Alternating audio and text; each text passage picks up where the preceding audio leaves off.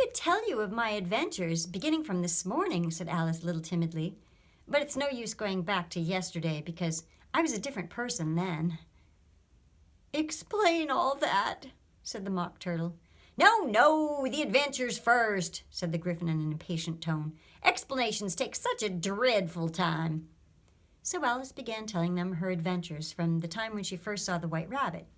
She was a little nervous about it, just at first. The two creatures got so close to her, one on each side, and opened their eyes and their mouths so very wide.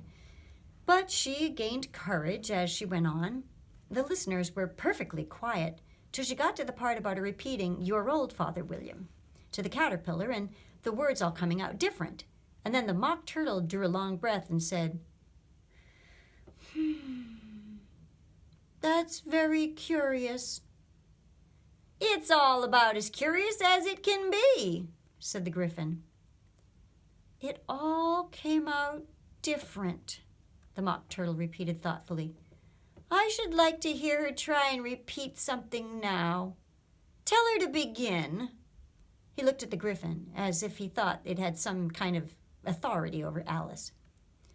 "Stand up and repeat, "'Tis the voice of the sluggard,'" said the Gryphon. How the creatures order one another about and make one repeat lessons, thought Alice. I might just as well be at school at once. However, she got up and began to repeat, but her head was so full of the lobster quadrille that she hardly knew what she was saying, and the words came out very clear indeed. "'Tis the voice of the lobster," I heard him declare. "You have baked me too brown, I must sugar my hair. As a duck with his eyelids, so he with his nose trims his belt and his buttons and turns out his toes. When the sands are all dry, he's as gay as a lark, and will talk in contemptuous tones at the shark. But then, when the tide rises and sharks are around, his voice has a timid and tremulous sound."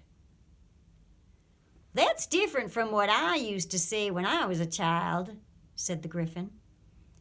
"Well, I never heard it before," said the Mock Turtle, "but it sounds uncommon nonsense."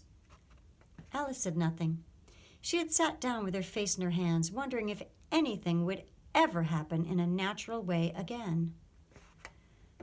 "I should like to have it explained," said the Mock Turtle. "She can't explain it," said the Gryphon hastily. "Go on with the next verse." "But what about his toes?" the Mock Turtle persisted. "How could he turn them out with his nose, you know?" "It's the first position in dancing," Alice said. But she was dreadfully puzzled by the whole thing and longed to change the subject. "Go on with the next verse," the Gryphon repeated. "It begins, 'I passed by the garden.'" Alice did not dare to disobey, though she felt sure it was going to come out wrong, and she went on in a trembling voice. "I passed by his garden and marked with one eye how the owl and the panther were sharing a pie. The panther took pie crust and gravy and meat, while the owl had the dish as its share of the treat. When the pie was all finished, the owl, as a boon, was kindly permitted to pocket the spoon, while the panther received knife and fork with a growl, and concluded the banquet by, 'What is the use of repeating all such stuff?' the Mock Turtle interrupted. 'If you don't explain it as you go, it's by far the most confusing thing I ever heard.' 'Yes, I think you'd better leave off,' said the Gryphon, and Alice was only too glad to do so. 'Shall we try another figure of the lobster quadrille?' the Gryphon went on. 'Or would you like the Mock Turtle to sing you another song?' 'Oh, a song, please, if the Mock Turtle would be so kind,' Alice replied so eagerly that the Gryphon said in a rather offended tone, "No counting for tastes. Sing her turtle soup, will you, old fellow?' The Mock Turtle sighed deeply and began in a voice choked with sobs to sing this. "Beautiful soup, so rich and green, waiting in a hot tureen. who for such dainties would not stoop. Soup of the evening, beautiful soup. Soup of the evening, beautiful soup. Beautiful soup, beautiful soup. Soup of the evening, beautiful, beautiful soup.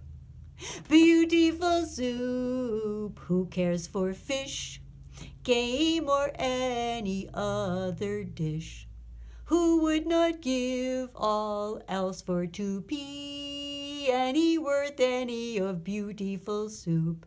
Pennyworth only of beautiful soup. Beautiful soup, beautiful soup. Soup of the evening, beautiful, beautiful soup. Chorus again, cried the Gryphon, and the Mock Turtle had just begun to repeat it when a cry of, "The trial's beginning!" was heard in the distance. "Come on!" cried the Gryphon, and taking Alice by the hand, it hurried off, without waiting for the end of the song. "What trial is it?" Alice panted as she ran, but the Gryphon only answered, "Come on!" and ran the faster, while more and more faintly came, carried on the breeze that followed them, the melancholy words, "Soup of the evening, beautiful, beautiful soup."